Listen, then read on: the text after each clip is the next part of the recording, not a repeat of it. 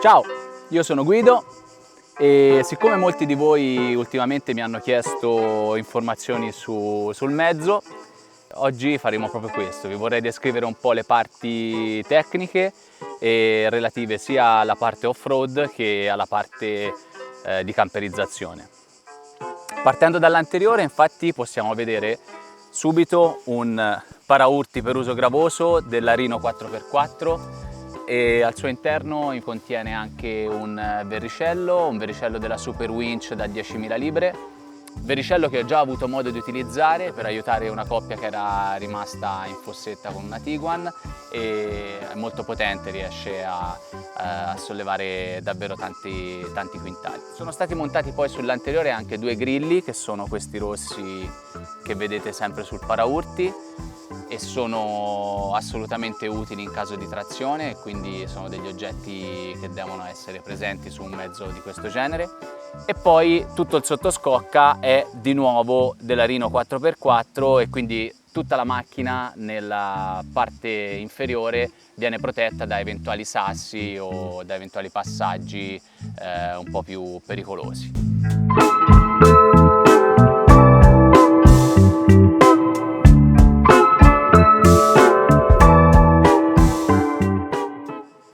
Ci tengo a precisare che il mezzo è stato preparato interamente dai ragazzi di Matto 1, che saluto e che hanno fatto un lavoro veramente incredibile. Loro sono dei preparatori, li potete trovare presso Lecco, metterò comunque un link in descrizione, quindi andate a visitare il loro sito. Sono da moltissimi anni sul web e anche e soprattutto nel settore delle preparazioni 4x4 e fuoristrada.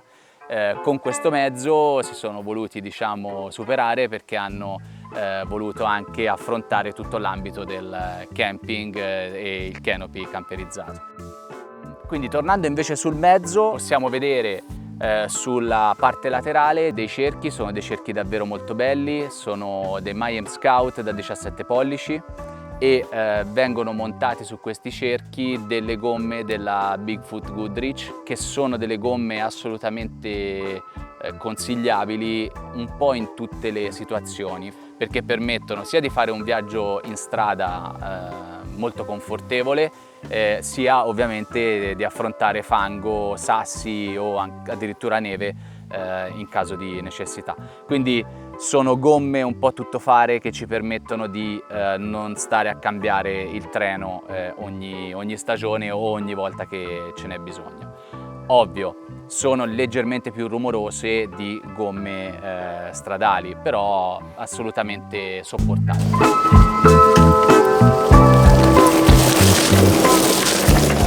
Per compensare il peso del canopy e per alzare il mezzo e quindi renderlo in grado di affrontare anche strade ancora più impervie, è stato montato un assetto pedals completo che alza le geometrie di 4 cm rispetto alle geometrie tradizionali. Sul posteriore possiamo vedere un paraurti di D6, sempre in alluminio e sempre per uso gravoso, che dispone anche di uno scalino che permette in maniera più agevole l'accesso al canopy. E poi ovviamente la parte più interessante riguarda il canopy. Il canopy è praticamente una cellula abitativa e viene incastonata all'interno del cassone del pick-up.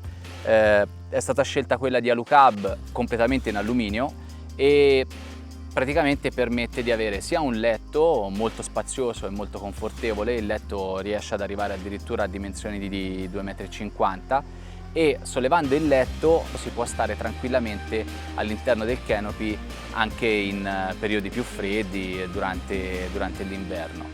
Io ho installato anche un Webasto, quindi è possibile tranquillamente accendere il termosifone, Webasto a diesel, e quindi il mezzo riesce a rimanere confortevole anche con temperature molto più rigide.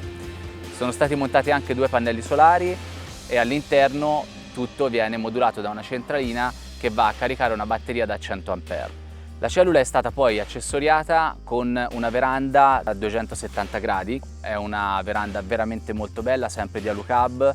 Diciamo che in commercio è una delle migliori, è veramente molto stabile, ha uno spiovitoio che permette quindi di non imbarcare acqua durante piogge intense e resiste veramente a venti molto forti.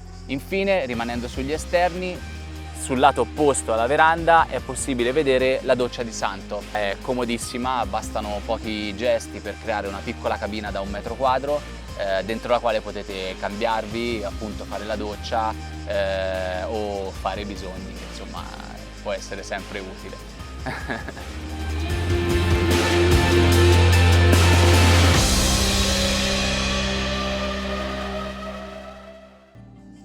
Una domanda che mi fanno spesso è perché ho deciso di camperizzare un pick-up. E la risposta è molto semplice, perché mi permette di raggiungere qualsiasi luogo, chiaramente qualsiasi luogo raggiungibile da un autoveicolo. E questo per me era la cosa fondamentale. Tanto quando vai a campeggiare in qualche modo vai a perdere di comfort. E sì, qui stai un pochino più chiuso, sei un po' più in una scatoletta, specie d'inverno, quando tendenzialmente cerchi di stare dentro, perché poi d'estate anche chi ha un camper sta fuori dal camper, quindi nessuno compra un mezzo del genere per starci e viverci dentro. Quindi pensando a questa cosa, visto che per l'80% del tempo uno se lo vive esternamente, il mezzo mi permette di arrivare assolutamente da qualsiasi parte, e questo per me faceva la differenza. Non potete immaginare quanto è bello farsi una strada complicatissima, mettere le ridotte, arrivare in vetta, aprire la tua tenda, dormire, la mattina svegliarti e vedere quel panorama incredibile ed essere completamente soli, perché la cosa che per me non aveva alcun senso era comprare un mezzo che mi portava sulla natura, vedi un camper, e poi dopo doverlo in qualche modo ricoverare o parcheggiare insieme ad altri in campeggio e insieme a tantissime altre persone.